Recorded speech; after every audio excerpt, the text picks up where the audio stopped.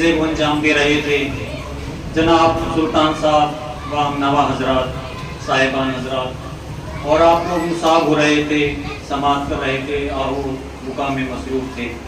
آئیے حضرات مجلس اعضاء کے اس عظیم سلسلے کو آگے بڑھایا جائے اور کتابت کا رخ کیا جائے۔ میں قبلہ کی تذرائی میں چار شعر کہ رک گیا افسانے شیر جری کہتے ہوئے، رک گیا افسانے شیر جری کہتے ہوئے، کیوں جھجکتا ہے علی کو تو علی کہتے ہوئے۔ رک گیا افسانے شیر جری کہتے ہوئے، کیوں جھجکتا ہے علی کو تو علی کہتے ہوئے، اور مولا کل ان کو اگر تسلیم کرتا ہے تو پھر موت کیوں آتی ہے تجھ کو یا علی کہتے ہوئے، موت کیوں آتی ہے تجھ کو یا علی کہتے ہوئے۔ آئیے حضرات انہی چار مصروں کے زیر سائے حرف التماس لے کر چلتے ہیں ایسے خطیب کی طرف، یقیناً جس کی خطابت باعث فخر ہے، جو ہمارے ادب کا رہنما ہے، جو ہمارے ادب کا منارہ ہے۔ میں گزار ہوں علی جناب مولانا سید محسن عباس سے کی خدمت میں کہ وہ ممبر پر روز ہو کر اور اپنے بیان سے مومنین کے قلوب مومنین کو منور فرمائے۔ آپ ان کا استقبال بآواز بلند نعرہ صلوات سے کریں۔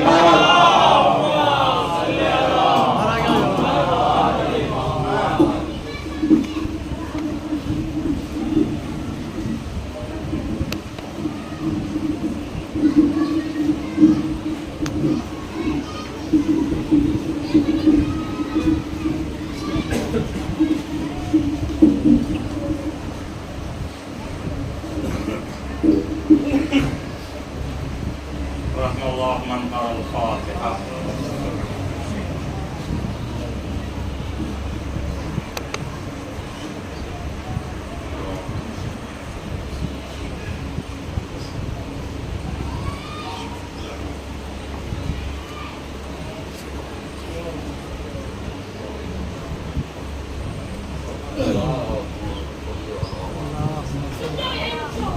لا حول ولا قوة إلا بالله العلي العظيم۔ أعوذ بالله من الشيطان اللعين الرجيم۔ بسم الله الرحمن الرحيم۔ الحمد لله الذي هدانا لهذا وما كنا لنهتدي لولا أن هدانا الله۔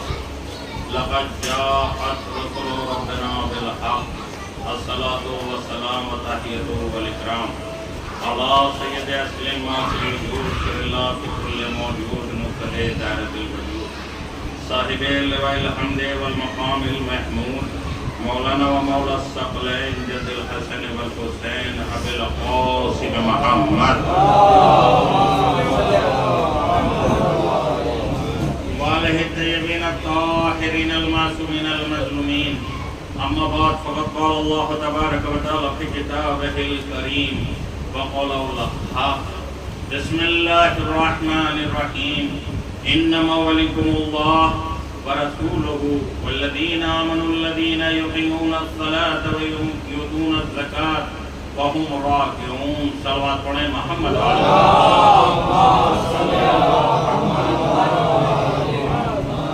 عزیزان گرامی محترم سامعین، جیسا کہ وقت کافی ہو چکا ہے، بہرحال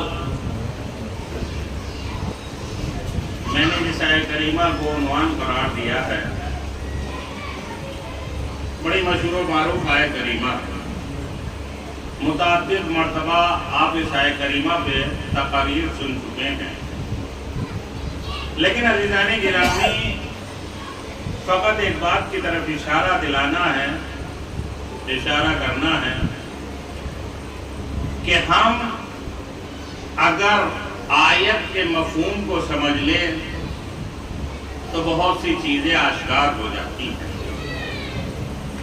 دیکھیے آج کے دور میں بڑا مسئلہ سخت یہ ہے کہ سادہ لو انسان ایک باعث مشکل بنے ہوئے ہیں۔ سادگی کبھی کبھی دو طرح کی سادگی ہوتی ہے، ایک ہوتا ہے سادہ لو، یعنی بات کو نہ سمجھنا، کیونکہ یہ دور ایسا ہے، اتنا زمانہ ایکٹیو ہے، اتنا آگے بڑھ چکا ہے زمانہ کہ اگر آج سے 20 سال پہلے جو اس دنیا سے جا چکا ہے، اگر اسے اٹھا کے کہا جائے کہ بھائی ہم اس واٹس ایپ کے ذریعے کال کر رہے ہیں، 20-25 سال پہلے والے انسان سے اگر کہا جائے جگہ کر، وہ اتفاق سے اسے پیدا کیا جائے تو اس سے کہا جائے کہ واٹس ایپ استعمال کر رہے ہیں، ایمون استعمال کر رہے ہیں، فیس بک کر رہے ہیں، یوٹیوب کر رہے ہیں، تو کہے گا یہ سب ہے کیا؟ کیوں؟ اس لیے کہ اس کے سامنے یہ سب چیزیں نہیں تھی، آپ کے سامنے یہ سب چیزیں آ گئی۔ آج بھی کسی بزرگ کو آپ دے دیجئے اینڈرائڈ میں موبائل جو ہے کسی کو دیجئے اور دینے کے بعد کہیے کہ چچا اس کو چلائیے، تو کہیں گے بیٹا میں اس کے بارے میں جانتا ہی نہیں۔ یہ بالکل عام گفتگو ہے۔ کل جتنی بھی چیزیں تھی ماضی میں، وہ سب وہ لوگ آج کی بات کو سمجھنے کے لیے قاصر ہیں۔ کیوں؟ اس لیے کہ جو انسان عملی میدان میں ہوتا ہے وہ جلدی اس چیز کو سیکھ جاتا ہے۔ آج کے بچے ہیں وہ ہم سے بہتر یوٹیوب چلاتے ہیں، ہم سے بہتر ہے۔ 15 سال 16 سال کا بچہ اگر ہم اس سے مقایسہ کرنے لگے تو ظاہر سی بات ہے یوٹیوب ہم سے اچھا چلاتا ہے اور بہت سی چیزیں نہ جانے کیا کیا وہ ہم سے بہتر چلاتا ہے۔ کیوں؟ اس لیے کہ جیسے جیسے علم بڑھ رہا ہے ویسے ویسے وسائل بھی بڑھ رہے، جیسے جیسے علم لوگوں کے سامنے آشکار ہو رہا ہے۔ پہلے بلیک بورڈ پہ تختی سے لکھا جاتا تھا، اس کے اوپر الف پھر اس کو پوتا جاتا تھا، نہ جانے کیا کیا جاتا تھا۔ یہ کی بورڈ باقاعدہ کتابت سیکھی جاتی تھی، سالوں لگ جاتے تھے کتابت سیکھنے میں، الف بنانے میں ٹائم لگتا تھا، بے بنانے میں ٹائم لگتا تھا، ایک وقت لگتا تھا۔ لیکن آج الحمدللہ موبائل خود بنا رہا ہے، آپ دبائیے۔ کتابت کا زمانہ جو واقعی بڑا عجیب و غریب زمانہ تھا، تھوڑا سا پہلے تمہیدی طور پہ تاکہ بات واضح ہو جائے۔ مختصر یہ ہے کہ آج کے دور میں دین شناسی بہت سخت مسئلہ ہے۔ دین فہمی، دین شناسی بڑا سخت مرحلہ ہے۔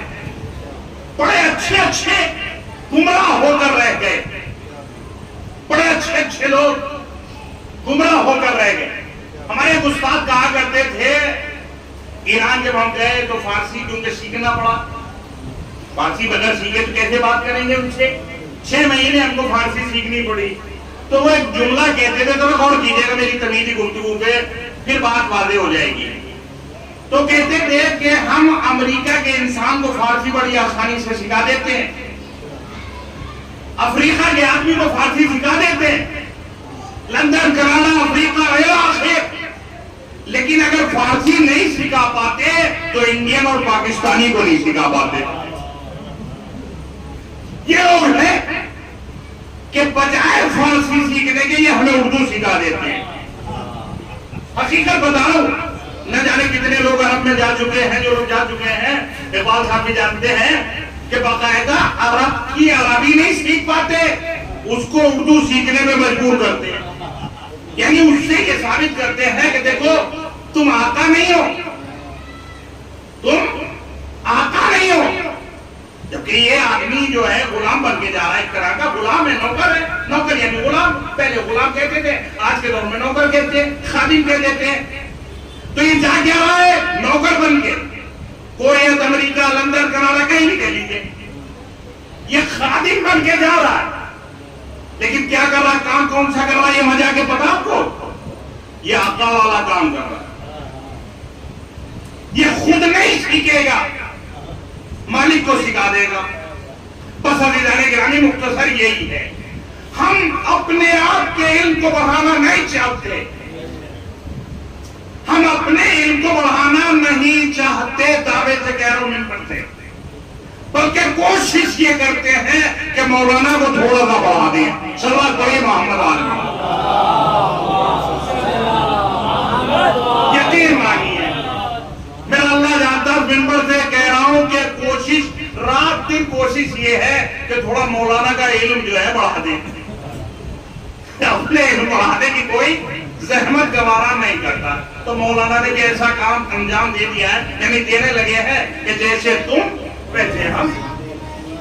یہ بات میں آپ کو بد لفظوں نہیں کھلے لفظوں میں کہہ رہا ہوں. ظاہر سی بات ہے، لیکن ممبر کا منہ ادھر کر کے رکھا گیا، اگر غور کیجیے. مجمع ادھر ہے، ممبر کا منہ ادھر ہے نہیں ہے. اب غور کریے نا، اب میں کیسے اس کو استعمال کریں؟ آدمی یہ کرے گا تو پھر ممبر ٹیڑھا کرنے کی ضرورت کیا تھی؟ میں آپ کو یہ بتانا چاہ رہا ہوں کہ سسٹم ہمارا اتنا خراب ہو چکا ہے کہ ہم سسٹم کو فالو نہیں کریں. اگر سسٹم باہر والوں کی طرف سے کیا گیا تو پھر باہر فرش بھی نہیں بچھایا گیا. دیکھیے میں دلیل دے رہا ہوں، سامنے کی بات ہے. اگر ممبر کا رخ اس لیے کیا گیا پھر سامنے سے گاڑی نہیں ہٹوائی گئی، پھر ایمرجنسی مجلس کے درمیان ہٹائی جائے گی، تو معلوم ایک سسٹم نہیں ہے قوم کا. کسی بھی کام کو ہم کر رہے ہیں رسم و رواج سے. میرے دوستوں، میرے عزیزوں، میں یہ بات اپنے آپ کے لیے بھی کہہ رہا ہوں. دیکھیے نہ جانے کتنے اعتراضات ہیں، میں ان کے جوابات اگر دینے پہ آؤں تو بڑا سخت مرحلہ. ہر انسان مستعد بن چکا ہے. مستعد، باقاعدہ مستعد کی بات کہہ رہا ہوں، لیکن مستعد بھی اپنی توجہ مسائل میں لکھ دیتا ہے واللہ عالم بالصواب. یعنی ایک جملہ لکھتا ہے، غور کیجئے گا توجہ اٹھا کے، واللہ عالم بالصواب. جتنے میں نے اپنی جستجو کے مطابق اس میں تحریر کر دیا ہے، مسئلہ بیان کر دیا ہے، اس کے آگے اللہ جانے. صلوات پڑھیے محمد والے محمد. ذرا غور کیجئے گا میری بات، اٹھا لیجئے گا توجہ مسائل، اس کے اوپر یہ لکھا ہوا ہے. لیکن ہم ہیں، لیکن مستعد بھی اپنے علم کی محدودیت بتا دیتا ہے کہ یہاں تک میں نے کوشش کی، اس کے آگے اللہ جانے اصل حقیقت کیا، اس کا اصل معنی، اصل مطلب معصومین علیہ السلام اللہ جانے. اب عزیزان گرامی، لیکن ہم اتنی بھی نوبت نہیں ہے. ہمارے ذہن میں جو بیٹھ گیا وہی حق ہے، وہی سچ ہے. اسی وجہ سے جنگ نہروان ہوئی تھی. جنگ نہروان کیوں ہوئی جانتے ہیں آپ؟ جنگ نہروان جو ہوئی وہ کیوں ہوئی؟ سبب کیا تھا؟ کیا وجہ تھی جنگ نہروان ہونے کی؟ مولا علی کے 4000 صحابی، ساتھی کہہ لیجئے، صحابی کہہ لیجئے، 4000. جب فیصلہ ہو گیا، موسیٰ شریف دھوکہ کھا گیا. موسیٰ شریف بہت بڑا ایک عالم دین تھا. سادہ لوگ، پھر میں کہہ رہا ہوں، سادہ لوگ کہتے ہیں بھئی اللہ والے ہیں. اللہ والے اپنا پورا لباس اپنا پہننا، ٹوپی لگانا، اور پورا علم جو ہے داڑھی میں ڈھونڈنا، ٹوپی میں ڈھونڈنا، کپڑوں میں ڈھونڈنا. اللہ والے لوگ جو ہے وہ زیادہ تر اعتراض جو کریں گے مولانا ٹوپی نہیں لگائے، کیونکہ ان کو سارا علم ٹوپی میں دکھائی دیتا، سارا علم داڑھی میں دکھائی دیتا، سارا علم لباس میں دکھائی دیتا، جو وہ تھوڑا سادے لوگ تھے. اب وہ جو ظاہر سی بات ہے ان کا بیاری ہے. موسیٰ شریف کا جب مسئلہ آیا تو مولا کائنات نے منع کیا. جب صلح کی بات ہوئی تو مولا کائنات نے منع کیا کہ ان کو نہ بھیجا جائے. سارے لوگ اڑ گئے. مولا کے سامنے ذرا غور کیجئے گا میری بات پہ، مولا کے سامنے کہ نہیں مولا موسیٰ شریف کو بھیجا جائے. یہ بزرگ ہے، یہ متقی ہے، یہ پرہیزگار ہے، ان کو بھیجا جائے. جبکہ مولا حضرت علی علیہ السلام کہہ رہے تھے ابن عباس جیسا عباس کو بھیجا جائے، لیکن نہیں مانے لوگ. بالآخر مولا نے کہا کہ ٹھیک ہے، پھر ان کا فیصلہ ماننی ہوگا.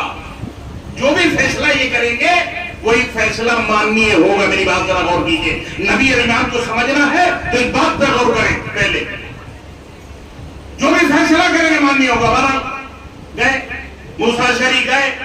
سامنے والا بڑا مکار تھا، فریب کار تھا. عمر یاس آیا، اس نے کہا کہ موسیٰ شریف پہلے تم اعلان کرو گے یا ہم کریں گے؟ اب علی علیہ السلام اس نے اپنی چالوں میں پھنسایا، اور پھنسانے کے بعد کہا کہ دیکھو ایسا کرو، ہم دونوں کی پہلے حکومت کو معذور کرتے ہیں. ذرا غور کیجئے گا میری بات پہ. دونوں کی خلافت کو معذور کر دیتے ہیں، علی کی خلافت بھی ختم کر دیتے ہیں اور سامنے والے حکیم شام کی خلافت بھی معذور کر دیتے ہیں. اور جب معذور کرنے کے بعد اس کے بعد طے کر کے بنا دیں گے، جسے یہ حاکم بنائیں گے. کہ پہلے تمہیں اعلان کر دو.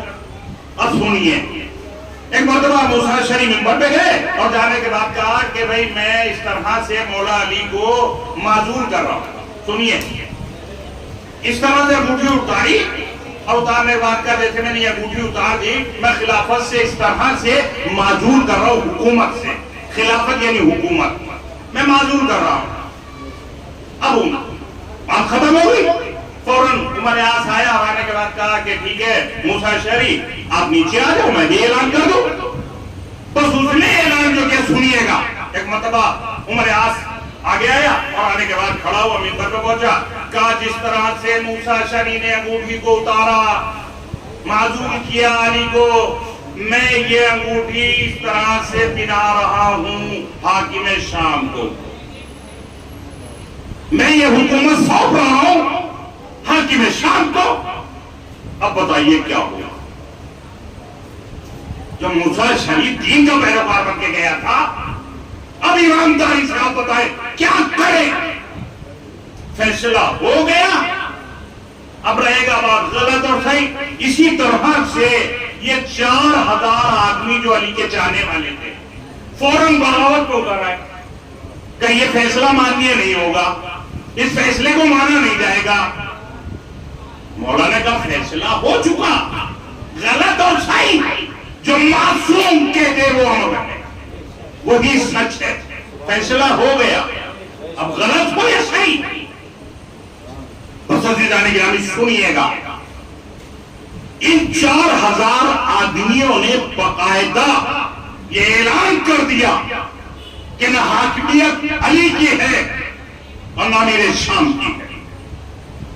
بغاوت کو اتر آئے اور اس حد تک بغاوت کو اتر آئے کہ مولا کائنات سمجھاتے رہے، بار بار کہتے رہے کہ دیکھو جو فیصلہ ہو گیا وہ ہو گیا، لیکن یہ نہیں مانے. آخر میں علی نے تلوار نکالی. تہرا تقریباً 12 یا 13 یا کچھ اس سے بھی کم افراد بچے تھے جو مولا کائنات کے ہاتھوں 4000 افراد یہ مارے گئے. اب بتاؤ اسے دین فہمی کہتے ہیں؟ مولا کے ساتھ رہنے والوں کی بات کر رہا ہوں میں آپ سے. کیا وجہ تھی؟ دین فہمی نہیں تھی. یہی مسئلہ پھر آگے بول کے امام حسن کے سامنے آیا. جب دین فہمی نہیں ہوتی تو یہی مشکل ہوتی ہے. مولا امام حسن نے بھی تلوار اٹھائی اور اٹھانے کے بعد یقین مانیے 25,000 کا لشکر امیر شام کے مقابلے میں اترا. 25,000 کا لشکر. کچھ چیزیں سن لیجیے. آج دنیا کے اندر سلو جنگ نہ جانے کون کون سی خطابت سے کام کیا جا رہا ہے. پبلک کے اعتبار سے گفتگو کی جا رہی ہے، عوام جیل پھنسا رہی ہے، اسی اعتبار سے گفتگو ہو رہی ہے.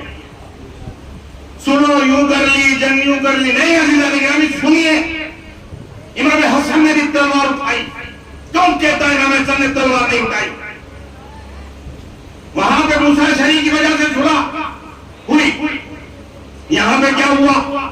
امام حسن نے بھی تلوار اٹھائی. 41 ہجری تھی، ہمیں پورا موضوع نہیں پڑھوں گا. تلوار اٹھانی تھی کہ امیر شام مارا جاتا. 25,000 لوگ پہنچ چکے تھے لشکر لے کر. لیکن جانتے ہیں لشکر کا سردار کمانڈر بک گئے. بتائیں کیا کرے حسن؟ سردار بک گیا. امیر شام نے مکاری سے کام لیا. دین شناسی میں پھر بتا رہا ہوں کہ جب دین شناسی نہیں ہوگی، دین فہمی نہیں ہوگی، دشمن شناسی نہیں ہوگی تو اپنے ہاتھوں سے لوگ اپنے مارے جائیں. کیا ہوا؟ جب بک گیا مولا امام حسن کیا کرے؟ ورنہ مارا جاتا. اس نے فوراً چال کھیلی اور ایک نامہ لکھا. ایک نامہ کاغذ پہ سفید کاغذ کیا. ایک سوال پڑھیے محمد آل محمد.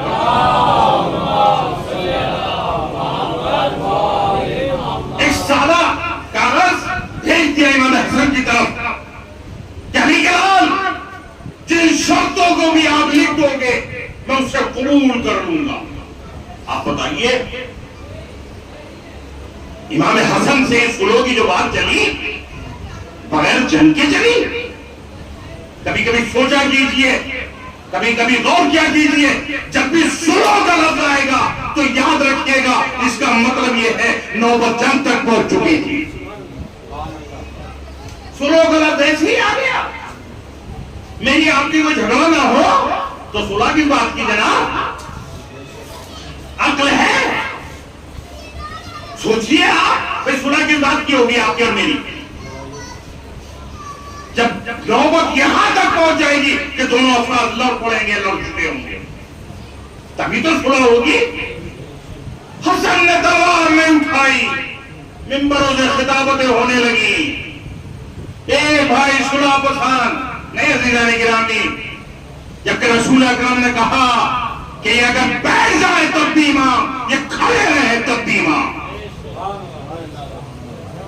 یہ صلح کی وجہ سے امام نہیں, یہ جنگ کی وجہ سے امام نہیں, یہ ہر حالت میں امام ہے. بہرحال نام بھیج دیا. اب تو ہرتی بات ہے سودا وہ انسان. پھر وہی بات آ گئی, دشمن شناسی نہیں ہے. اب امام حسن کیا کرے؟ سب نے دیکھا کہ ایک نامہ آیا, اس کے اوپر شرطیں لکھ دیجیے, آپ کی شرطیں مانی جائیں گی. اب امام حسن کرے تو کرے کیا آپ بتائیے. جو ظاہری اسلام قبول کر چکے تھے, جو نعرہ حیدری لگا رہے تھے, اب کیا کریں؟ ان کے سامنے نام آ گیا. ہر کوئی کہے گا کہ مولا بہتر ہے جب وہ کہہ رہا ہے آپ کی باتیں مانے گا تو لکھ دیجیے آپ اپنی شرطیں. پھر کیوں جنگ کے لیے؟ اگر حسن آگے بڑھ جاتے تو یقین مانیے یہ لوگ جس طرح سے پوری تاریخ ہے, اٹھا لیجیے آپ, رسول کو چھوڑ کے بھاگے ہیں. بغاوت ہوئی ہے, ہر امام کے ساتھ ہوئی ہے. بغاوت کیا ہوا؟ بغاوت دو باتیں بس یہ بھی تمام کر دیتا ہوں, دو باتیں سن لیجیے. یہ بات کیا ہے؟ امام حسن نے لکھا, پہلی شرط آپ غور کر لیجیے. بات ایک شرط اگر آپ نے غور کر لی تو اسی سے بات واضح ہو جائے گی کہ امام حسن بتانا چاہتے ہیں کہ یہ صلح میری طرف سے نہیں ہے بلکہ اس کی جانب سے کی جا رہی ہے.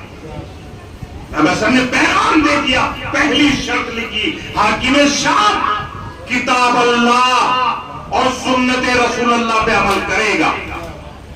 کتاب اللہ قرآن کریم, سنت رسول اللہ حدیث پیغمبر پہ عمل کرے گا. اس کا مطلب یہ ہے حاکم شام نے اعتراض نہیں کیا, ورنہ فوراً اعتراض کرتا, حسن کے بیٹے میں تو قرآن کو بھی مانتا ہوں, رسول کو بھی مانتا ہوں. میں کہتا ہے نہ کہتا, نہ کہنے کا مطلب یہ ہے کہ امیر شام نہ تو پیغمبر کو مانتا تھا نہ قرآن کو مانتا تھا. صلوات پڑھیے محمد والے.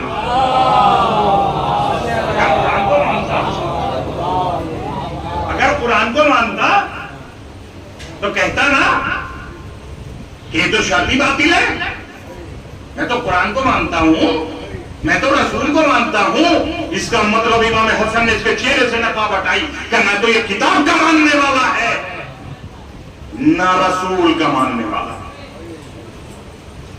یہ کہہ دینا کتاب کافی ہے. عزیزان گرامی سنیے, پوری تاریخ اٹھا لیجیے. ایک شرط اور لگائی کہ حاکم شام اپنے بعد اپنا کسی کو امام جانشین نہیں بنائے گا. آپ کبھی غور کر لیا کیجئے, یہ باتیں اگر غور کر لیں گے تو بات سمجھ میں آ جائے گی. اپنے بعد اپنا کسی کو جانشین نہیں بنائے گا. حاکم شام یزید کا باپ, اپنے بعد اپنا کسی کو حاکم نہیں بنائے گا.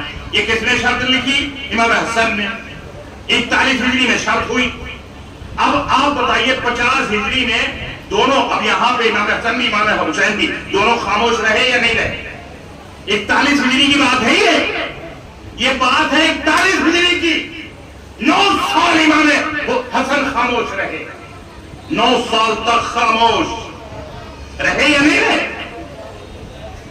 اب آپ ذرا غور کریے, امام حسن خاموش, 50 ہجری میں دنیا سے چلے گئے امام حسن. اس کے بعد کیا 51 ہجری میں امام حسین نے تلوار اٹھائی؟ نہیں اٹھائی. کیوں؟ اس لیے کہ امام حسن نے شرط لگائی تھی کہ اب اپنے بعد اپنا کسی کو حاکم نہیں بنائے گا.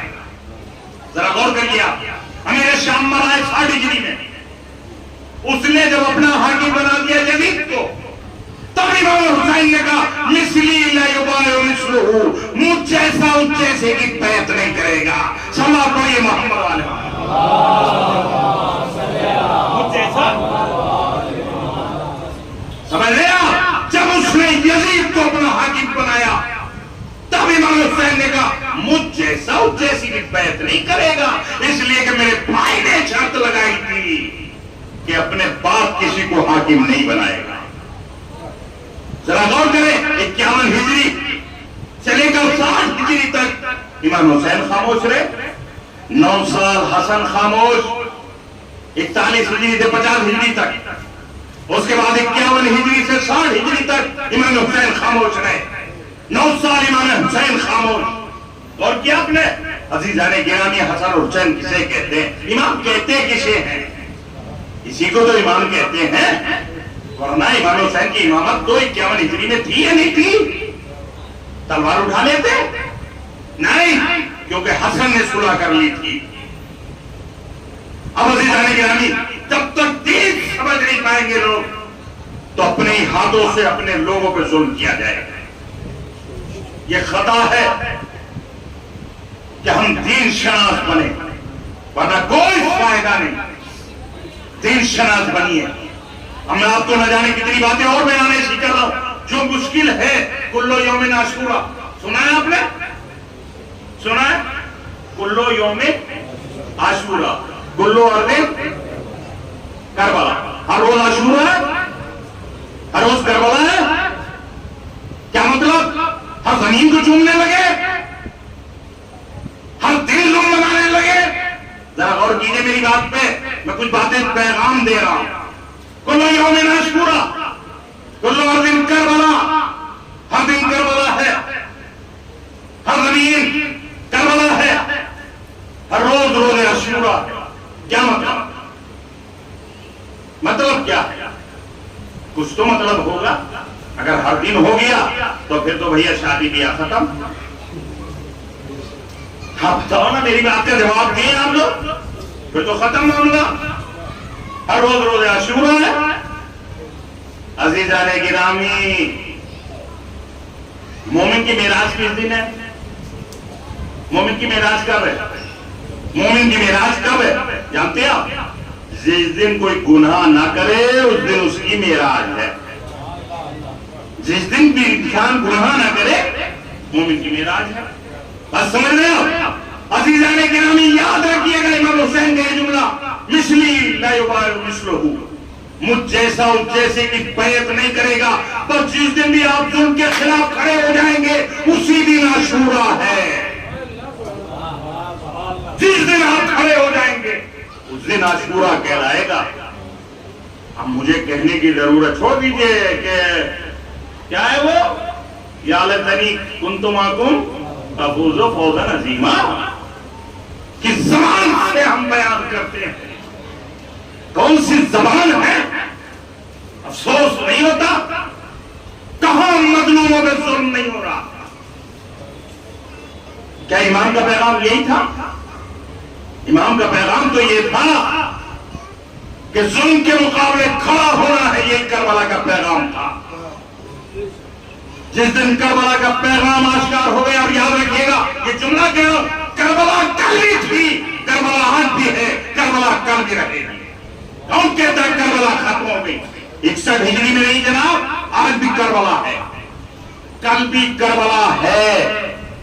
سنیے کبھی کانوں کو کھول کر, آج بھی کربلا آواز دیتی ہے, آج بھی مولا حسین کی آواز آتی ہے. کوئی جو ہماری مدد اور نصرت کرے. کیا حسین کو جسم کی مدد چاہیے تھی؟ کیا مولا حسین کو مدد چاہیے تھی جسمی؟ مولا حسین عزیزان گرامی مسائل نہیں. مولا حسین کہہ رہے ہیں کہ تمام شہادتوں کے بعد بھی میں تمہیں معاف کر دوں گا,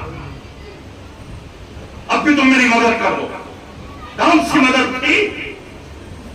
عزیزان گرامی یہ جسم والی مدد نہ سمجھا کیجئے, حسین کو مشن کی مدد چاہیے. मिशन मिशन मिशन है कोई जो मेरे मिशन को अपना ले, मेरे नाना के दीन को अपना ले।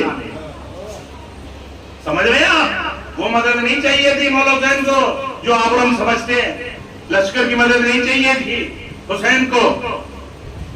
हुसैन जानते थे लश्कर वाली मदद मौला हुसैन को नहीं चाहिए थी जनाब, मिशन वाली चाहिए थी, जिसे हुर ने समझा, जोरे गैन ने समझा। समझा है?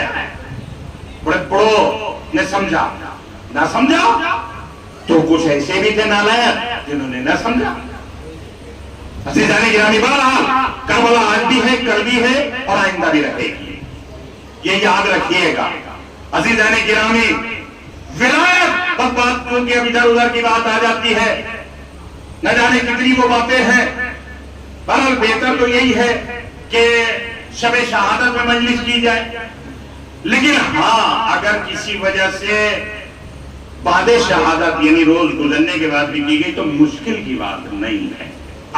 ये कहना चाहता हूं क्योंकि आज की शबे अक़्द भी है, मौला कायनात का अक़्द है, कल पहली तारीख है। तो अज़ीज़ाने गिरामी, इसके ऊपर बहुत सी दलीलें। कहने का मतलब यह है कि मजलिस से मुराद हमने जो ले लिया है, मजलिस से मुराद रोना रुलाना, मजलिस इसे नहीं कहते, मजलिस उसे कहते हैं। अज़ीज़ाने गिरामी, खुद मौला कायनात के लिए रसूल अकरम ने कहा अपनी मजलिसों को ज़ीनत दो अली के जिक्र से। कौन सी मजलिस? अरे जब भी आप 4 आदमी बैठ जाए, 5 आदमी बैठ जाए तो वहां पे अली की फजीलतें बयान की जाए, अली के कमालात बयान किए जाए, उसी को मजलिस कहते हैं। सलावत पढ़िए मोहम्मद वाले।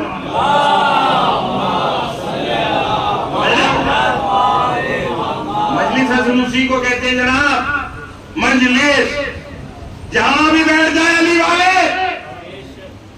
दूसरों को अपना जैसा बना लें, ना ऐसा हो कि हम दूसरों जैसे बन जाएं। लेकिन अब हो क्या रहा है, दूसरों को अपने जैसा बनाने के बजाय क्या हो रहा है, खुद ही उस जैसे बन बैठे, चले हैं बदलवाने के लिए खुद ही बदल बैठे। हो रहा है यकीन मानिए। न जाने कितने ऐसे खून आते हैं। मौलाना वाला एक निकाह पढ़ दीजिए साहब, क्या मामला कि लड़का जो है वो अपने मजहब से नहीं है, लड़की हमारे मजहब से। क्या बताइए आप क्या करें मौलाना? हो रहा है, जो लोग बदलने चले थे वो खुद ही बदल गए। यही तो समझना है, यही समझना है। मैं बार बार कहता हूं, अब्दुल रहमान जो मौला का ऐसा चाहने वाला था कि तलवार निकाल के बोला मौला हुक्म कीजिए, गर्दन काट लूंगा, गर्दन काट लूंगा जनाब। और यकीन मानिए मौला कहते थे काट लेता, लेकिन वही अब्दुल रहमान तलवार लेके मस्जिद कूफा पहुंच गया। अब जरा सोचिए वजह क्या है। दुश्मन शनासी अगर नहीं होगी तो एक कदम भी आगे नहीं बढ़ सकते। और याद रखिएगा, दुश्मन जाग रहा है, दोस्त सो रहा है। दोस्त को इस बात से फुर्सत ही नहीं है। मौलाना कपड़े ऐसे पहने जाए, टोपी ऐसी लगाई जाए, दाढ़ी इतनी बड़ी रखी जाए और न जाने क्या क्या करा जाए। दोस्त इसी चक्कर में पड़ा है। दुश्मन इतना आगे निकल चुका है कि इसकी नस्ल खत्म कर दी जाए। दुश्मन इस हद तक पहुंच चुका, इस हद तक दुश्मन आगे निकल गया। आपने देखा 32,000 35,000 लोग मार दिए गए गाजा के अंदर। ये तो बिल्कुल खुली बात है। क्या आपको इत्तला नहीं हुई कि ये पैगाम आप तक नहीं पहुंचा, हम तक नहीं पहुंचा, नहीं पहुंचा हम तक पैगाम? क्या हमारे उलमा तक नहीं पहुंचा पैगाम? ज़बाने सिल गए, सिल। दरबारी उलमा, बिके हुए उलमा कभी नहीं बोल सकते। खुदा की कसम याद रखिएगा, जिस नाम की शहादत है, शहादत का सबब भी दरबारी उलमा बने थे। याहिया बिन अखशाम दरबारी उलमा था, आलिम था। دربار کا تھا یہ عالم، مامون کا عالم تھا یہ، معتصم کا عالم تھا یہ، باقاعدہ درباری، بکا ہوا قرآن۔ آج بھی عزیزان گرامی کون رات کو جگائے گا، بتائے گا کون، اٹھائے گا کون؟ ابھی میں بہرحال ایک بات تھوڑا سا سخت ہے لیکن کہہ رہا ہوں، آپ 15 سے آئے، یہ لوگ 27 سے آئے، نہاں اگر صحیح سے نہ آئے تو 32 والے نہ آئے۔ میں معذرت کے ساتھ کہہ رہا ہوں، کیوں؟ وجہ کیا ہے؟ کچھ تو غور کریں، کیا وجہ ہے؟ مولانا کو تنخواہ زیادہ دیتے ہیں؟ میں ایک سوال کر رہا ہوں اپنے آپ سے عزیزان گرامی،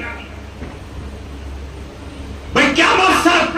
اگر آپ کے یہاں کوئی مہمان آ جائے، آپ اپنا گھر چھوڑ کے چلے جائیے، مہمان کیا کرے گا؟ میں پوچھ رہا ہوں، سوال کر رہا ہوں۔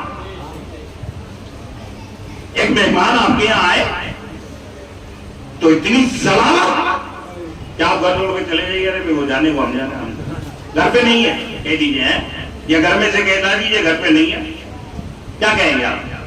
اسے ضلالت نہیں کہتے؟ کیا ہے یہ؟ عزیزان گرامی یہ تو میں دنیاوی اعتبار سے بات کر رہا ہوں، اور جس کو ایمان اتنا آگے ہو کہ معصومین علیہ السلام آتے ہیں، ایمان ہے نہیں ہے؟ کوئی ہے ایسا جو اٹھ کے کہتے میرا ایمان نہیں ہے اس بات پہ کہ امام آتے ہیں، معصومین علیہ السلام آتے ہیں؟ ہے کوئی ہم میں سے اٹھ کے کہتے؟ یقین ہے یا نہیں ایمانداری سے؟ کیا ہمارا یقین جو ہے اس پہ ہم عمل کرتے یا نہیں کرتے؟ ہم تو یہی دیکھتے ہیں کہ مرثیہ ہوگا، فضائل پڑھے جائیں گے، مولانا دوسرے لفظوں میں کہیں جائیں رکوع میں جب آ جائیں گے تو چلیں گے۔ اچھا بعض افراد تو یہ کہہ رہے یار 5 روپے کا بسکٹ 10 روپے کا بسکٹ کیا کرنا، چلو کوئی بات نہیں۔ اب تو یہ نوبت آ چکی ہے جناب، یہ نوبت آ چکی، کھانا نہیں ہوگا کیا کریں گے، ارے بڑی پریشانی ہوگی، اتنی دور جائیں گے آئیں گے، ہمیں 10 روپے کرائے کے تو وصول ہو جائیں۔ کیا زمانہ ہے میرے دوستو، غور کیجئے، فقط غور کیجئے۔ میرا اللہ جانتا ہے، مولانا حسین صاحب، میں تعریف نہیں کر رہا، مولانا شانے صاحب موجود ہے، میں یہ کیوں آئے یقین کی تو بالخصوص آپ دیکھتے ہیں مولانا لوگ کہاں تھے مجلسوں میں، میں آپ سے سیدھی بات کر رہا ہوں۔ یہاں اگر کسی کا کوئی بڑا پروگرام دیا جائے تو مولانا محسن غائب، ذرا میری بات کو سمجھ لیجیے، مولانا محسن نہیں آئیں گے۔ اب کیوں نہیں آئیں گے بھائی؟ نماز نہیں پڑھا رہے ہو، کیوں نہیں آئیں گے؟ کیا وجہ ہے؟ اس کا مطلب یہ ہے دین دوسروں کے لیے ہے، اپنے لیے نہیں ہے۔ صلوات پڑھیے محمد آل محمد کا۔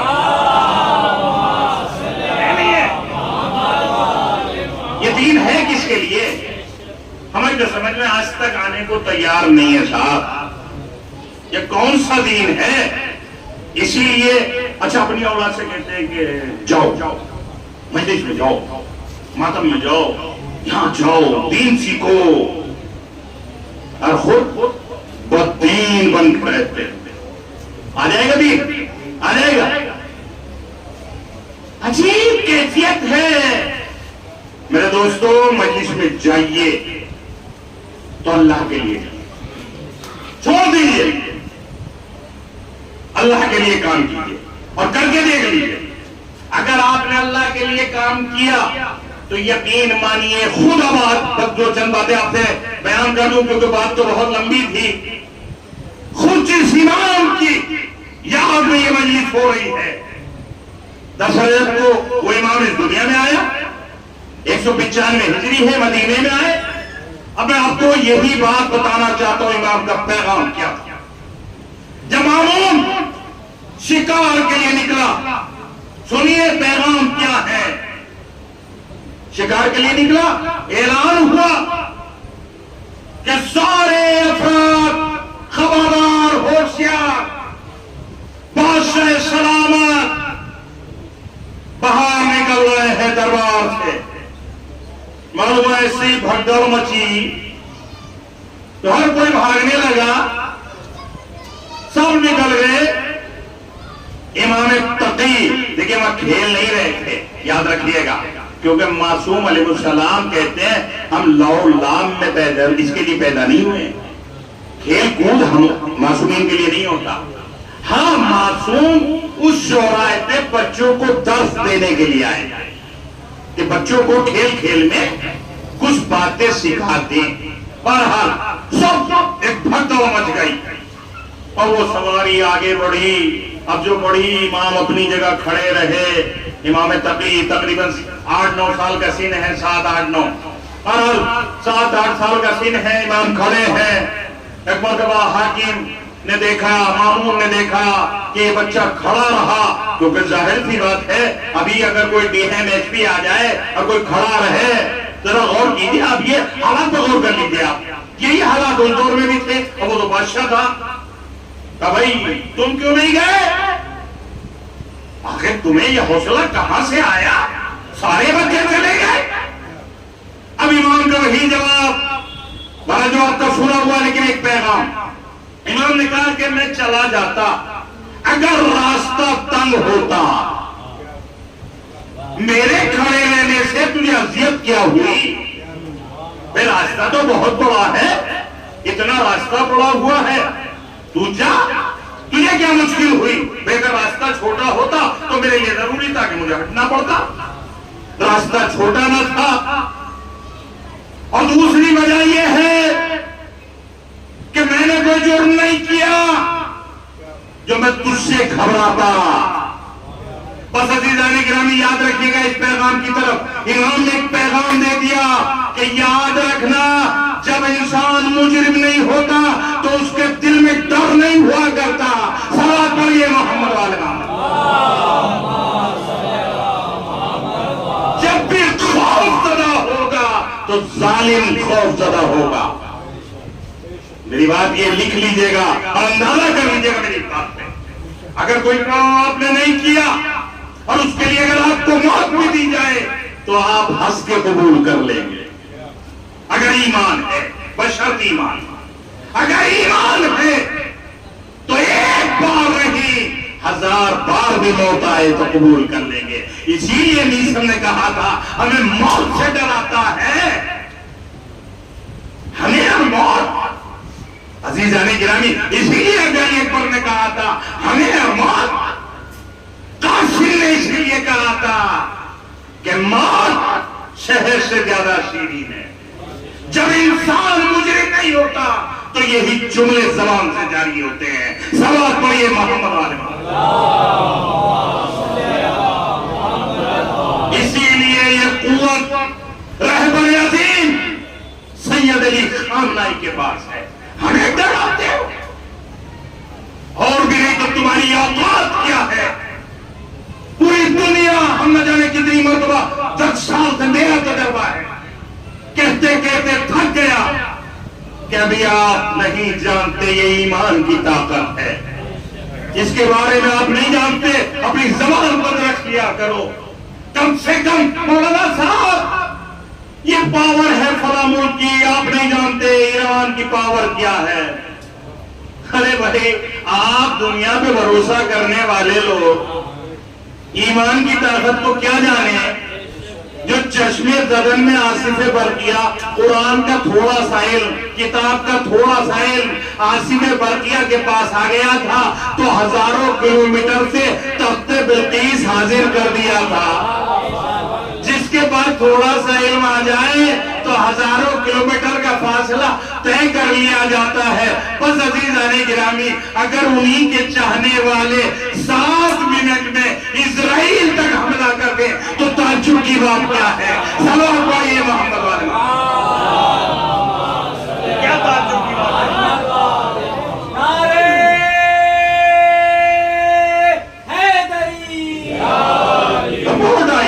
इजराइल अगर हमला करने के बाद, दुनियावी ताकत के एतबार से बात कर रहा हूं, 1 घंटा लेगा ईरान तक पहुंचने के लिए। लेकिन अगर ईरान पहुंचना चाहेगा तो 7 मिनट में पहुंच जाएगा। کیا چاہیے؟ اب تو میں دنیاوی گفتگو کر رہا ہوں، میں 10 سال کی بات بتا رہا ہوں، اپنوں سے افسوس ہوتا غیروں سے نہیں۔ غیر تم جانتے ہی نہیں ہمارے بارے میں، صلوات پڑھیے محمد والے محمد۔ اگر غیر ہاں جانتا ہے، امریکہ جانتا ہے، اچھی طرح جانتا ہے، اسے یہی تو دھوکہ ہو گیا، اس نے دوسروں جیسا مسلمان ہمیں سمجھ لیا، جو دوسرے ہیں نام نہاد ان جیسا ہمیں سمجھ لیا، جس کے نتیجے میں آج تک اس کو پتا لگ رہا ہے کہ یہ کیا ہوا۔ عزیز اہل گرامی، اسی لیے میں کہتا ہوں، دیکھیے یاد رکھیے گا میری بات، ابتدا کرنا، کبھی ایران ابتدا نہیں کرے گا، اسلام ابتدا نہیں کرتا، لیکن ہاں اسلام انتہا ضرور کرتا۔ یہ میری بات جملہ یاد رکھیے گا، کبھی بھی اسلام ابتدا نہیں کرتا، ابتدا کا حکم نہیں ہے۔ اسی لیے آج تک اسلام کے نمائندوں نے کبھی ابتدا نہیں کی ہے، ہاں انتہا کرنے کا حکم ہے۔ صلوات پڑھیے محمد والے محمد۔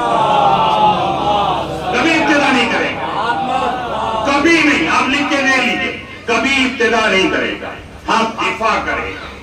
اسلام نے حکم دیا دفاع کرنے کا، کبھی بھی اسلام آپ پورا اٹھا لیجیے، دفاع کرنے کا حکم دیا، ابتدا نہیں کرتا، بالکل نہیں کرے گا۔ اور آپ کو ایک بات بتاؤں، جب صدام والا مسئلہ تھا، 52 ملک تھے عراق کے ساتھ، 52 ملک عراق کے ساتھ تھے، 52 ملک، اور ہر اعتبار سے مدد کر رہے تھے، تب اسلامی حکومت کی 1 انچ زمین نہ لے پائے۔ ذرا غور کریے آپ، 52 ملک ایک ساتھ آ کر اسلامی ملک کی 1 انچ زمین نہ لے پائے۔ یہ کب کی بات ہے؟ یہ آج کی بات نہیں ہے، یہ 30 سال پہلی بات ہو رہی ہے۔ آج تو 30 سال گزر گئے، اب کیا حالت ہوگی؟ ذرا غور کیجئے آپ، 1 انچ زمین نہ لے پائے 52 ملک۔ وجہ کیا ہے؟ لوگوں کو علم نہیں ہے، لوگ کیا اسی کے بھروسے جو دنیا کی طاقت ہوتی ہے، دنیا کی گاڑیاں، یہ وہ سب اس کے بھروسے دیکھتے ہیں، اپنے ذہن کو بھی ویسے ہی توڑنے لگتے ہیں کہ وہاں کی کرنسی کمزور ہے۔ عزیزان گرامی، اتنی کمزور ہے کہ 5-5 7-7 ملکوں کی مدد کر رہا ہے۔ صلوات پڑھیے محمد عالم، یہ کمزور ہے۔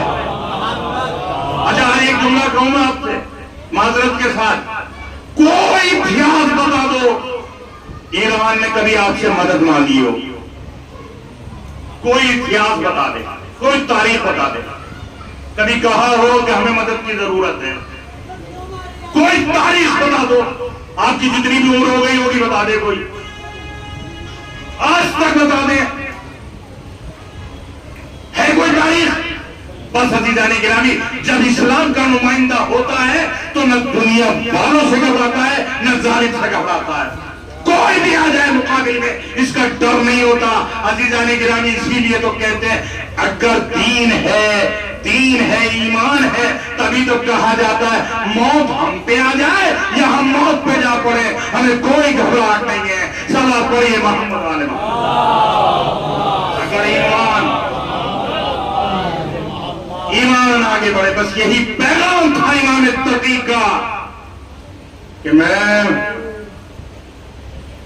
کوئی بھی ایسا گنہگار تیرے سامنے نہ تھا کہ تجھ سے ڈر جاتا۔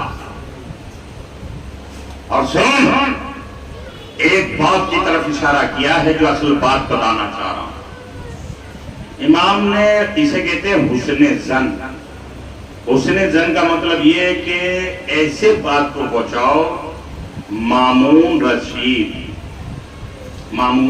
رشید یہ قاتل ہے امام رضا کا۔ ذرا میری بات پر غور کیجئے گا، یہ کس کا قاتل ہے؟ امام رضا کا۔ لیکن یہ سمجھ رہا ہے کہ لوگوں کو تو معلوم ہی نہیں تھا، لوگوں کو نہیں معلوم، اس نے اس طرح کا پورا پروپیگنڈا بنا دیا تھا، پورا سسٹم بنا لیا تھا کہ میں تو امام کا بہت چاہنے والا تھا، جبکہ یہ قاتل ہے امام رضا کا۔ اب آج کی تاریخ میں جب یہ معاملہ ہوا تو امام تقی نے اس کے چہرے سے یہ نقاب بھی ہٹا دیا۔ کم اس لیے بھی نہ گیا کہ مجھے امید ہے تو بھی ظالم نہیں ہے۔ ذرا غور کیجئے گا، تو بھی کچھ کو پسینے آ گیا، इसको जब पसीने आए तो इमाम ने कहा तेरे चेहरे की हालत क्यों बदल गई, और किया आपने, तो इमाम ने नफ्सियाती हमला किया इसके ऊपर। अब जब नफ्सियाती हमला किया तो इसके चेहरे पे पसीने आ गए। इमाम ने फौरन कहा मामून तेरे चेहरे पे पसीने आने का सबब, ताकि ये समझ जाए कि इमाम तकी जानते हैं कि तू रज़ा कातिल है। अजीजो, ये वाकयात जो हुए हैं ये कोई इसलिए नहीं एक वाकया बयान कर दिया गया, मजलिसों में आए, खिताबत हो गई, बात खत्म हो गई। नए अज़ीज़ान गिरामी, नसीहत है, एक पैगाम है, इसके चेहरे से नकाब उठा। और उसके बाद इमाम ने अपने इल्म की वुसअत भी बताई इसे। जब एक बाज गया और बाज आ गया, मछली ले आया, बहरहाल पूरा वाकया नहीं पढ़ना, और वो जब मुट्ठी में लेकर इमाम से कहता है अच्छा तुम कोई मामूली घराने के बच्चे तो नहीं लगते, तो ये बताओ मेरी मुट्ठी में क्या है। अगर इमाम सीधे सीधे कह देते तेरी मुट्ठी में मछली है, तेरी मुट्ठी में मछली है, तो बात वाज़ेह हो जाती। लेकिन नहीं, इमाम ने ऐसे जवाब नहीं दिया, इसलिए कि इमाम ने एक जुमला कहा, मेरे अजदाद ने, मेरे बाप दादा ने मुझे बताया है कि जब बादशाह वक्त निकलते हैं शिकार के लिए और उनका बाज शिकार करके उनके हाथों में बहरहाल पानी के अंदर से मछली लाकर उनको दे देता है, फिर उसको अहले बैत की फर्द का इम्तिहान लेते हैं। इमाम ने, अब अज़ीज़ान गिरामी, इमाम कह देते मछली है, लेकिन अज़ीज़ान मोहतरम अगर इमाम कह देते मछली है तो इमाम के इनका तो अंदाजा होता, लेकिन इमाम ने कहा मेरे अज़दाद ने बताया है, इसका मतलब ये है मेरे अज़दाद भी वही इल्म रखते थे जो मेरे पास इल्म है। सलात पढ़िए मोहम्मद वाले। बस अज़ीज़ान गिरामी, इमाम ने इशारा किया अव्वल मोहम्मद, औसतुन मोहम्मद, आखिरुन मोहम्मद, कुल्लुन मोहम्मद। क्यों? पहला आया मोहम्मद, उसके बाद पांचवा मोहम्मद, उसके बाद नवा मोहम्मद। अजीजों, बहरहाल इस इमाम के लिए यकीन मानिए, चाहता तो ये था कि पूरी मजलिस इमाम पे पढ़ूं, लेकिन मसला क्या होता है, कुछ पैगामात ऐसे होते हैं जो आइंदा के लिए देने होते हैं। बहरहाल मेरे दोस्तों, मेरे अजीजों, मेरे भाइयों, मैं इतना जरूर कहूंगा, अगर मजलिस हो, महफिल हो, तो सबसे पहली जिम्मेदारी हमारी है कि हम वक्त पर आए। उसके बाद हम दूसरों से उम्मीद रखें कि मजलिस में शरीक हों लोग। अगर हम ही देर से आए, बाहर वाला आकर क्या कहेगा? एक बार धोखे से आ जाएगा, फिर दोबारा नहीं आ पाएगा। मेरे दोस्तों, कोई भी चीज को, किसी भी मिशन को खत्म करना है तो अपने हाथ में ही होता है। अपना इल्म बढ़ाइए, दीन शनासी, सुन लीजिए बात को, एतराज करने से पहले गौर क्या कीजिए। मेरे भाइयों, मेरे अजीजों, माजरत के साथ कह रहा हूं, अगर कोई बात समझ में नहीं आती है 10 बार पूछिए, 50 बार पूछिए, 1000 बार पूछिए। एक दिन एक मौलाना, यही की बात है, अब मैं क्योंकि नाम नहीं ले रहा हूं, एक मसले पे गुफ्तगू होने लगी, वो मौलाना साहब भी बैठे थे, अवाम के लोग भी बैठे थे, बहरहाल कहने लगे कि फला मौलाना सही हुआ जेल चले गए। मैंने कहा मौलाना साहब वो गए, गलत गए, इसलिए कि उन्होंने शरीयत का मसला बयान किया था, इस्लाम का मसला बयान किया था। अगर इस्लाम का मसला बयान करने पे 1 साल नहीं 50 साल भी जेल हो जाए या मौत भी आ जाए तो क्या फर्क पड़ता है? आप मुझे बताइए, कोई फर्क पड़ेगा? इस्लाम का अगर मसला बयान कर दिया जाए, जेल क्या चीज होती है, क्या तहखानों में इमाम नहीं रहे? आपका ईमान कितना, हमारा ईमान कितना कमजोर है, कैसे लोग हैं, क्या इमाम नहीं रहे? तहखानों में नहीं रखा गया, किस बात में रखा गया? अरे वो तो मासूम थे, जब मासूमों को तहखाने में रखा गया तो चाहने वालों को क्या परेशानी है? हमारी समझ में नहीं आता। तो मैंने कहा मौलाना साहब एक बार और कर लीजिएगा। नहीं मौलाना साहब गलत बयान किया। अब मैं क्योंकि नाम नहीं ले रहा हूं, फिर मैं कह रहा हूं, मैंने कहा मौलाना साहब गौर कर लीजिएगा, अवामी सतह पे आप गुफ्तगू कर रहे हैं, آپ اگر تنہائی میں کریں گے، کیونکہ ڈر اس بات کا ہوتا ہے کہ ایک دوسرے کی رسوائی نہ ہو جائے، ظاہری بات ہے اب یہ عوام کیا پیغام لے، تو ہم نے اپنے آپ کو خاموش ہونا بہتر سمجھا۔ کیوں سمجھا؟ اس لیے کہ چلیے ہم محلی ہے، میزبان ہے، وہ مہمان ہے ہمارے، ان کی عزت بچائے، ہماری نہ جائے، کوئی مشکل نہیں۔ کچھ دن بعد ہم نے ان کو چلتے میں کہا کہ اگر اطلاع ہو تھوڑا سا دیکھ لیجئے گا اس مسئلے کے اوپر، اور آپ ہم کو فون کر دیجئے گا برائے کرم، جو بھی آپ کا علم ہو۔ ان کا 4 دن بعد فون آیا کہ مولانا میری غلطی، آپ جو کہہ رہے تھے وہ صحیح۔ اب آپ ایمانداری سے بتائیے، جن لوگوں کے سامنے وہ گفتگو ہوئی ہے، اب میں انہیں پکڑ پکڑ کے کہوں؟ اب ایمانداری سے بتائیے، وہ پیغام تو چلا گیا، ان 4 آدمیوں نے تو یقین کر لیا، ان 4 لوگوں نے تو یقین کر لیا، اب میں کیا کروں؟ آپ بتائیے ذرا غور کیجیے۔ تو میں کہتا ہوں مختصر یہ ہے، اگر کوئی گفتگو چل رہی ہے، اگر کوئی سمجھ میں نہ آئے، میری بات نہ آئے، کوئی ضروری نہیں ہے سمجھ میں آنا۔ عزیزان گرامی، میں پھر ایک جملہ کہہ کے آپ کو آگے بڑھ جاتا ہوں، بس بات تمام پہ کروں، مسائل زیادہ نہیں پڑھوں گا جب کیونکہ فضائل میں زیادہ دیر ہو گئی۔ عزیزان گرامی، ملا صدرہ کے پاس ایک شخص آیا، ملا صدرہ فلسفی تھے، ملا صدرہ فلسفی تھے۔ اب عزیزان گرامی آنے کے بعد کہا کہ ملا صدرہ تم بہت پڑھے لکھے ہو، تم بہت اچھے ہو، بہت بڑے عالم ہو۔ تو ایک مرتبہ ملا صدرہ رونے لگے، ملا صدرہ رونے لگے۔ اب وہ شخص کہتا میں تو تمہاری تعریف کر رہا ہوں، تم رو رہے ہو؟ کہہ رہا وہ تو اسی بات پہ رہا ہوں کہ تم میری تعریف کر رہے ہو۔ اگر میں تمہاری سمجھ میں آ گیا تو میں نے پڑھا کیا۔ ملا صدرہ کا جملہ سن لیں میرے دوستو، اگر میں تمہاری سمجھ میں آ گیا، میری کتابیں یا میرا علم تمہاری سمجھ میں آ گیا، ایک عوامی شخص تعریف کر رہا ہے تو میں نے پڑھا کیا۔ تحقیقی بات، اگر ملا صدرہ یقین مان لیجیے، میں اس ممبر سے کہہ رہا ہوں، ہم جیسوں کی سمجھ میں تو آتے نہیں، تو عوام کی سمجھ میں تو بڑا سخت مرحلہ ہے۔ آپ کہیں گے مولانا آپ میں اور ہم میں کیا فرق ہے؟ فرق کچھ نہیں ہے، تھوڑا سی دین اسلام کی راہ میں گزارے ہیں، اس لیے میں یہ بات کہہ رہا ہوں۔ ملا صدرہ کے عوامی شخص سے کہا کہ رونے لگے، اب انہوں نے کہا کہ آپ تو میں تو تعریف کرو، آپ رو رہے ہو؟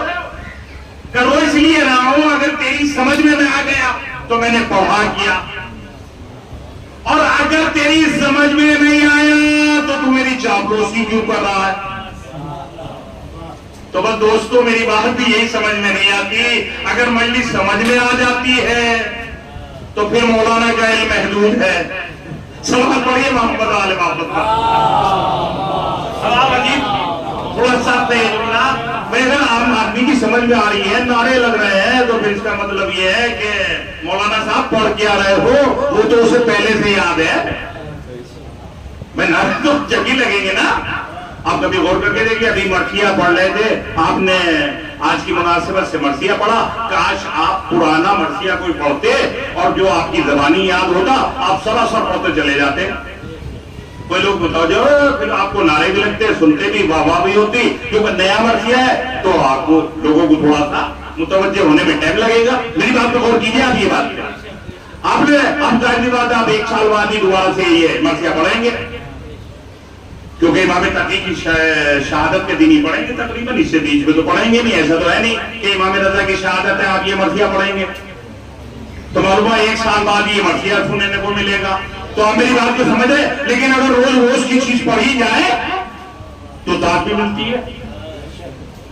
میری بات سمجھے، پہلی بات علم اسی کو کہتے ہیں میرے دوستو، واہ کی ضرورت اسے پڑتی ہے جو خطابت کرتے ہیں، انہیں دور تک اپنا پیغام پہنچانا اس بات پہ ہوتا ہے کہ میری مجلس اتنی کامیاب رہی۔ نہ ہمیں اس بات کی کبھی توقع رہتی، نہ ہم نے کبھی داد کو آج تک اس منبر سے کہہ رہا ہوں ایک لفظ ایک بار نہیں کہا ہوگا اس پوری 47 سال کی زندگی میں۔ یہ داد والا لفظ آج تک میری زبان سے اگر کسی نے سنا ہو، اس منبر سے کہہ رہا ہوں، کبھی نہیں سنا ہوگا کسی نے۔ اتنا بڑا چیلنج کر رہا ہوں، کیوں بھئی آپ کیا دیں گے؟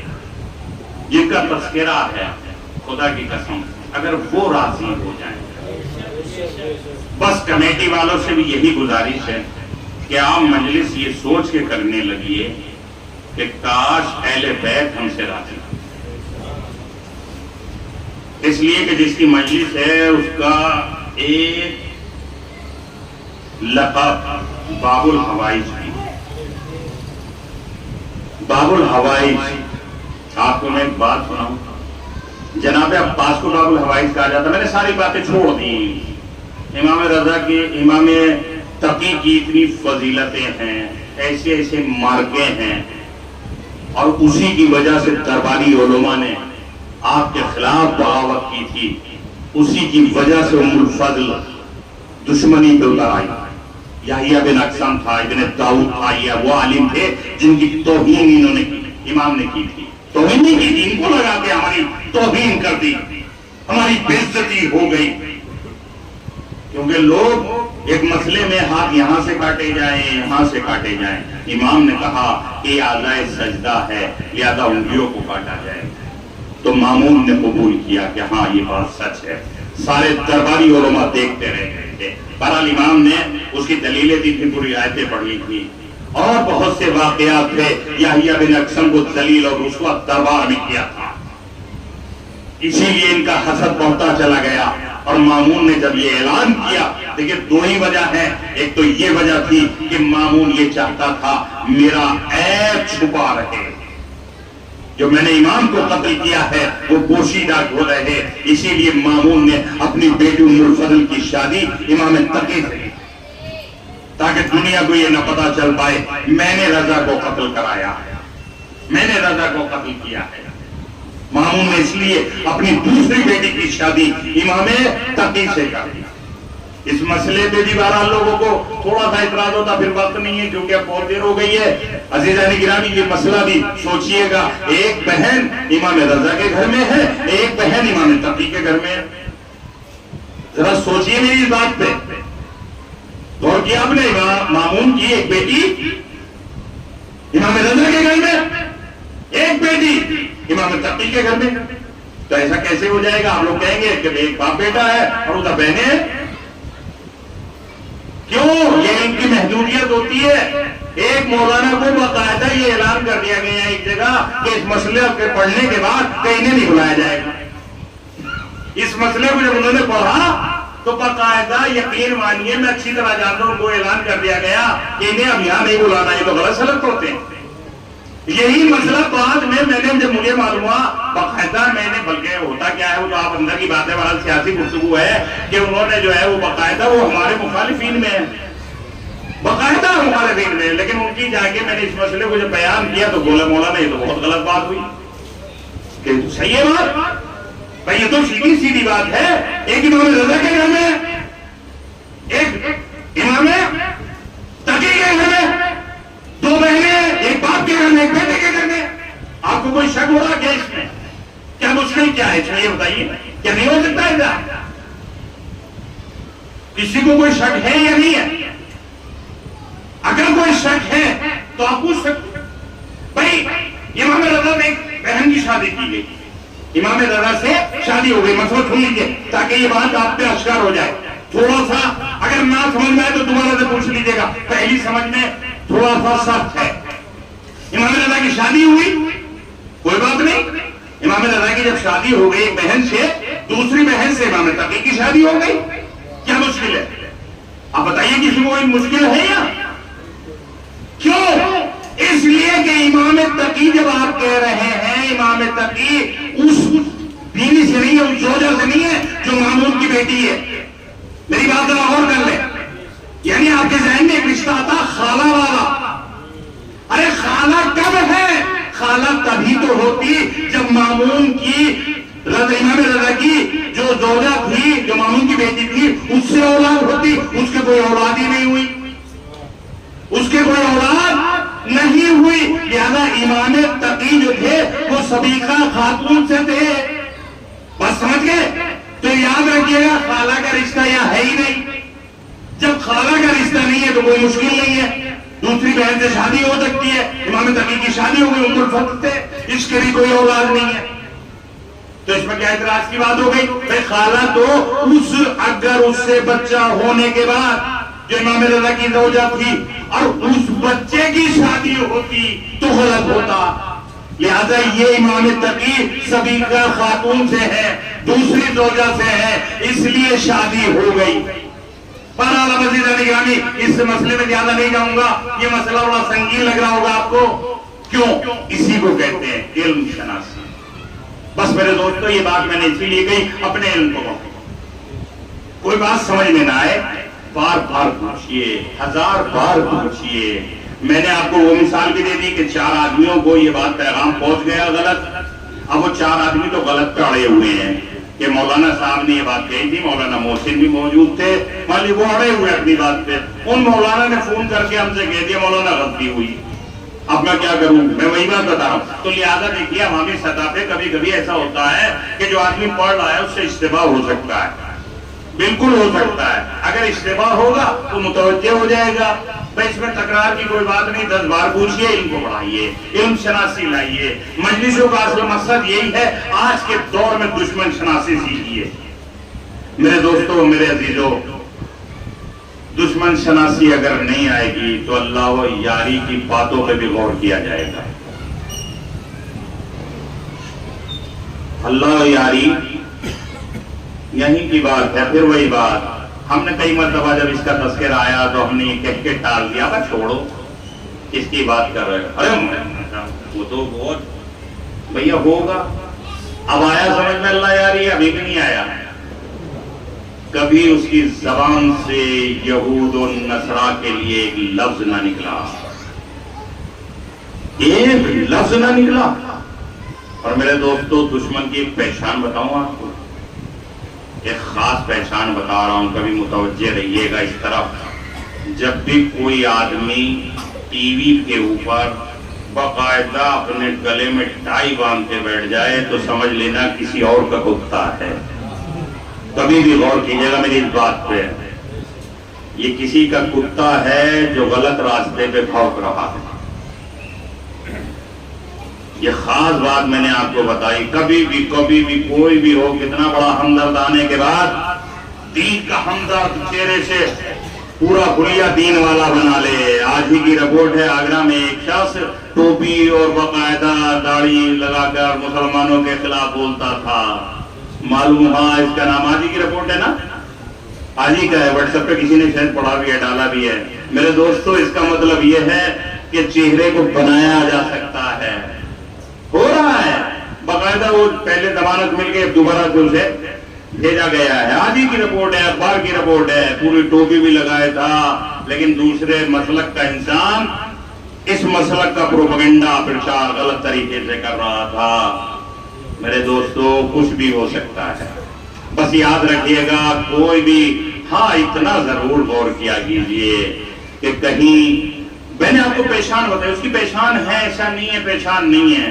میرے دوستو ہر چیز کی پہچان ہوتی، تھوڑا سا علم آپ لے آئیں تو آپ اکثر غور کریے گا، جب ایک انسان ٹائی باندھ کے وہ دین کا علم دے رہا ہو تو آپ کو خود کو اندازہ کر لینا چاہیے۔ ایک تو یہ پہلی پہچان آپ کو میں خاص پہچان، ہو سکتا ہے کوئی ہمارے لباس میں آ جائے، امامہ لگائے ہو، ٹوپی لگائے ہو اور شیروانی پہنے ہو، بہت سارے بٹن ہو اس کی قمیض میں، یا کچھ بھی ہو سکتا ہے، درباری علماء ہو، نہ جانے کیا کیا ہوگا، تو آپ کیسے پہچانیں گے؟ اللہ مقصد یہ بات، ایک صلوات پڑھیے محمد والے محمد۔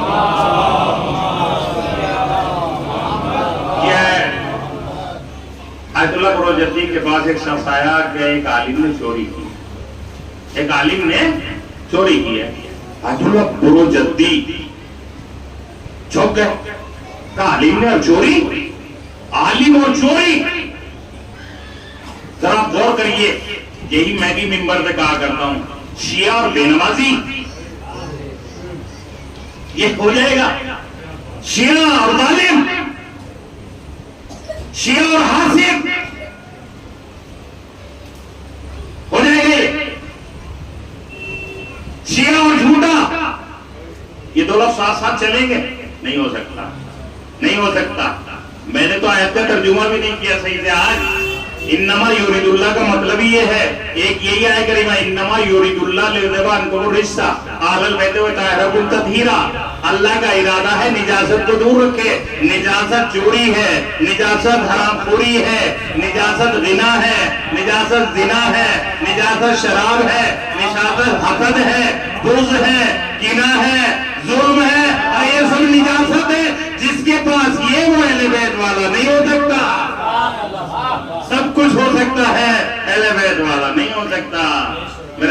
نہیں ہو سکتا تو نہیں ہو سکتا.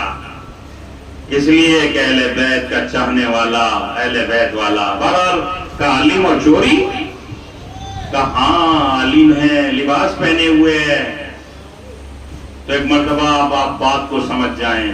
ایک مرتبہ آیت اللہ بروجردی کہتے ہیں اسے پکڑ کے لے آؤ، اس لیے کہ وہ چور ہے، کسی کا مال چراتا ہے، کسی کا مال چراتا ہے، ارے کسی کا لباس چوری کر لیتا ہے. چور تو چور ہے. چور کے لیے چوری کیا معنی رکھتی ہے؟ بھئی چور تو کوئی بھی چیز چوری کر سکتا ہے. کسی کا موبائل چوری کرے گا، کسی کا فریج، کسی کا ٹی وی، کسی کے اگر لباس چوری کر کے لے جائے تو کیا فرق پڑتا ہے؟ انہوں نے کہا آیت اللہ بروجردی کہتے ہیں وہ عالم نہیں ہے، در حقیقت ایک چور ہے جس نے ہمارا لباس چرا لیا ہے. میرے دوستو، اگر ہماری اس لباس میں بھی کوئی الٹا سیدھا بولتا نظر آئے تو سمجھ لیجئے کہ یہ درباری بکا ہوا کسی کا غلام ہے جو ہمارے درمیان میں بھیجا گیا ہے.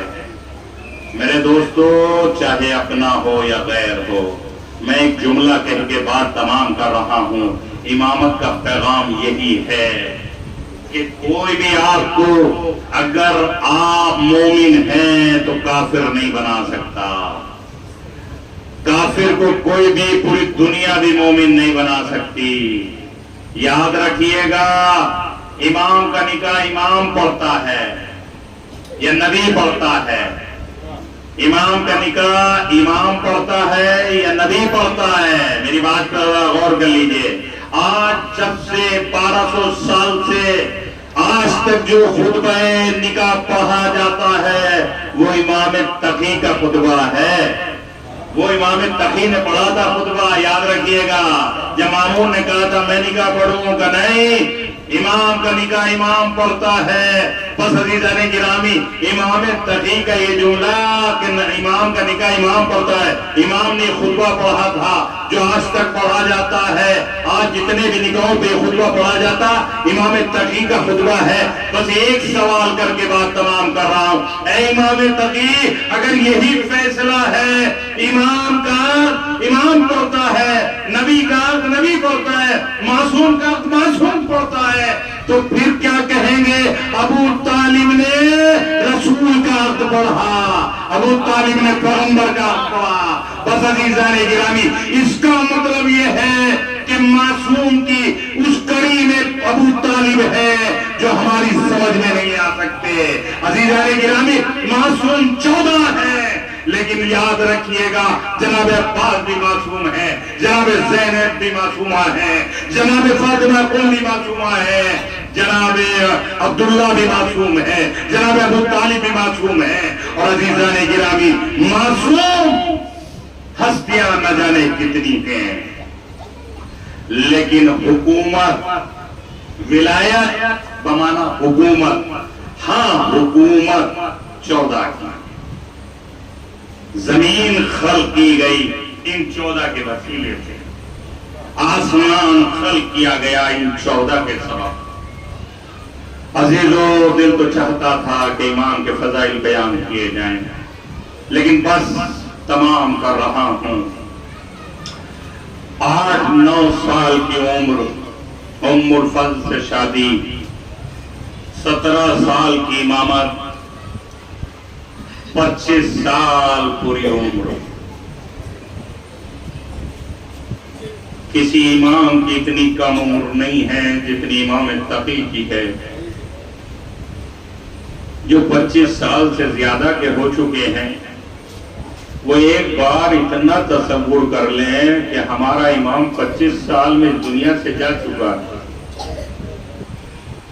اس میں کیسے کیسے مناظرے ہیں، کیسے کیسے پریشانیاں ہیں، ظلم و ستم ہے، جور ہے، اذیتیں ہیں.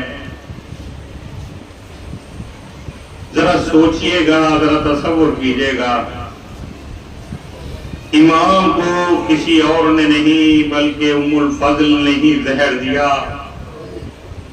امام کی زوجہ نے ہی زہر دیا.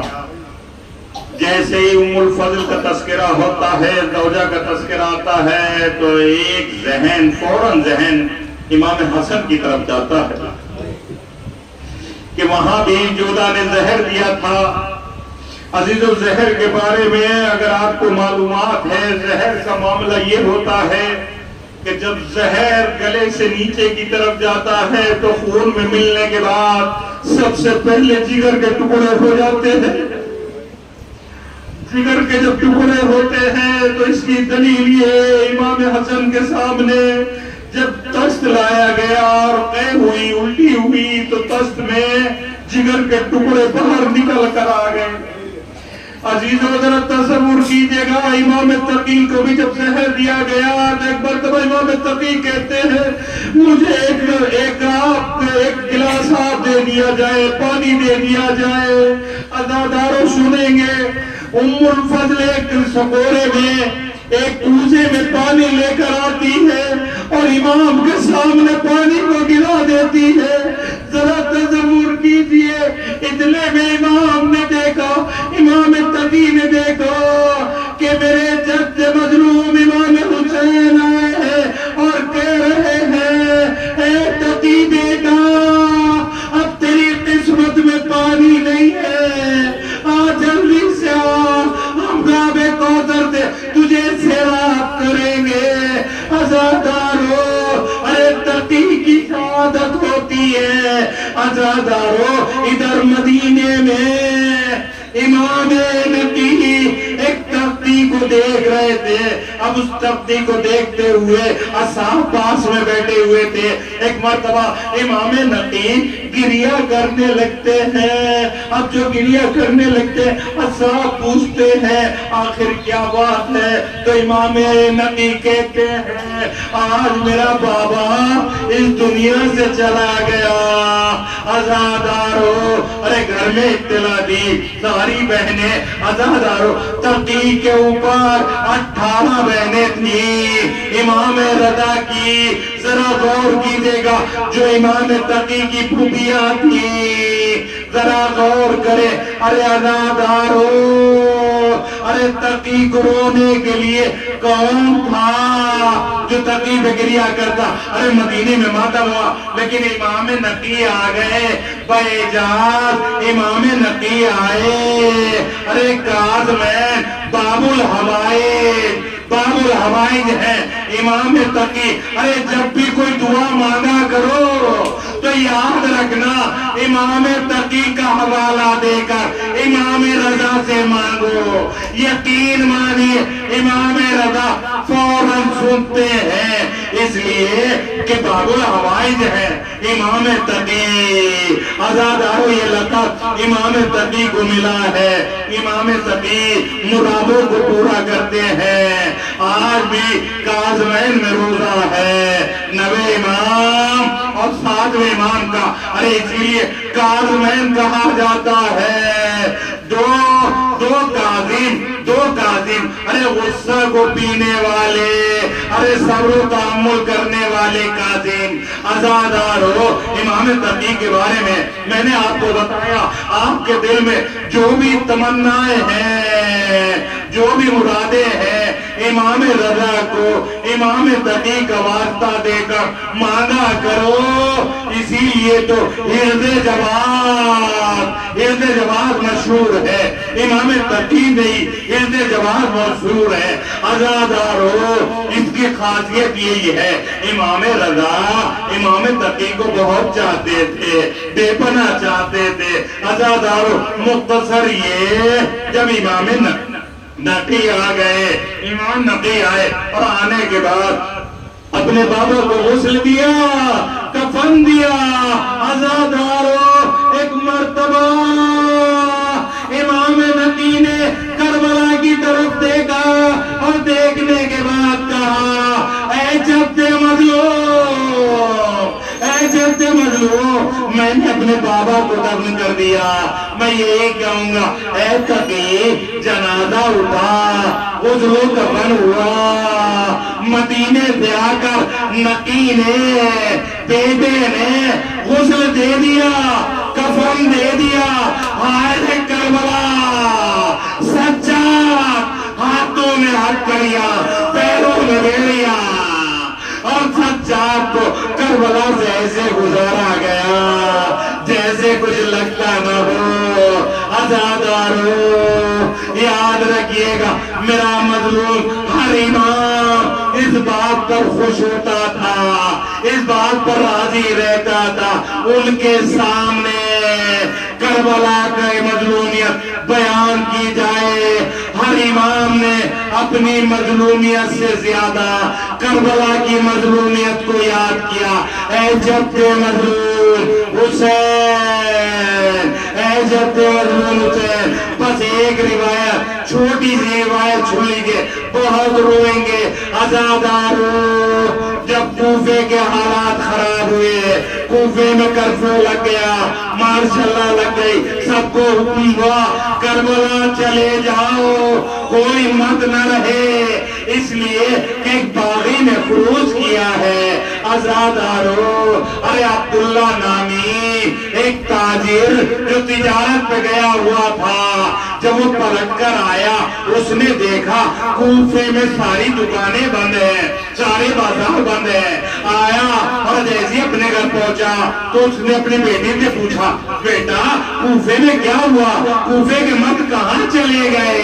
अरे सुनिएगा, कूफे के मर्द कहाँ चले गए? एक मतलब बेटी ने कहा, हाकिम का हुक्म है कि सब करबला पहुंचे।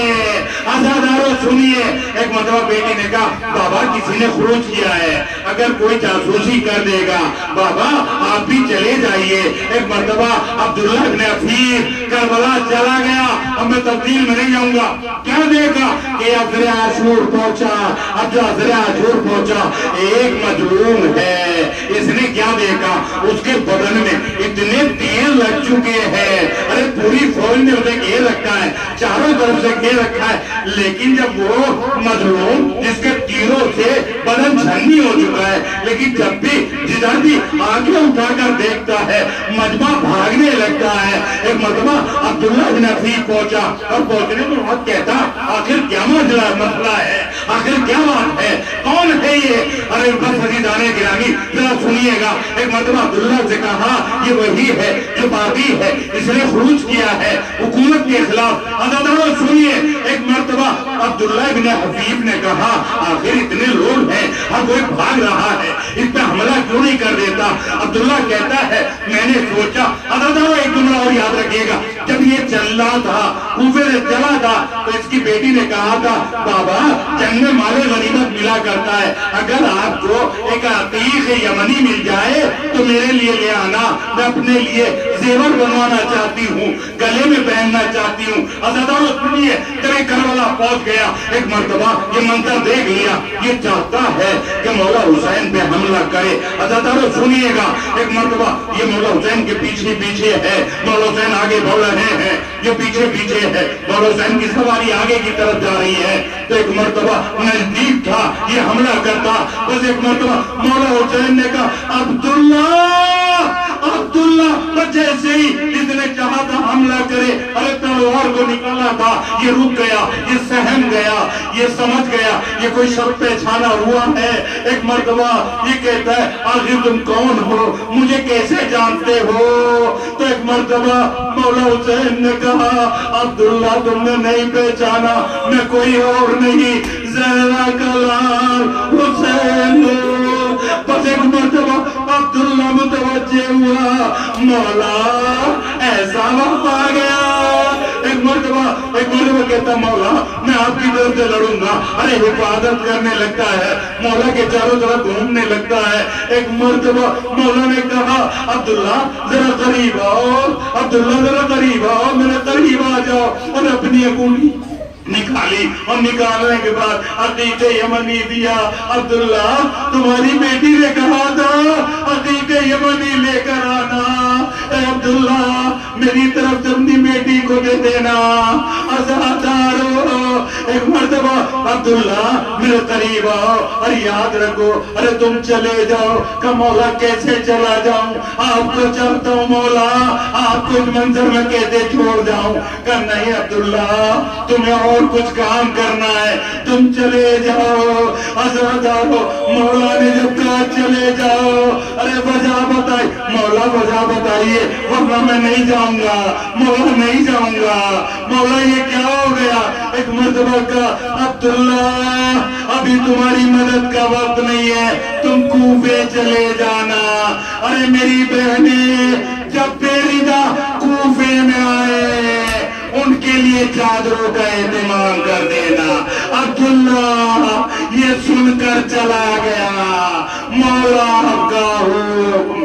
ایک مرتبہ کوفے پہنچ کر، اے بیٹی تو نے عقیق یمنی مانگا تھا، وہ کوئی اور نہ تھا، میرا مظلوم امام حسین۔ ارے تیری آواز سن لی، میرے مولا نے مجھے یہ عقیق یمنی دیا اور ایک بات کہی، عبداللہ میری بہنیں پیریدہ آئیں گی۔ اب یہ کاروان جب کوفے پہنچا تو یہی سید سجاد نے کہا، عبداللہ سر کو نیچے کر لے، میری ماں بہنیں پیریدہ ہے، اگر ہو سکے تو کچھ چادریں لا دے۔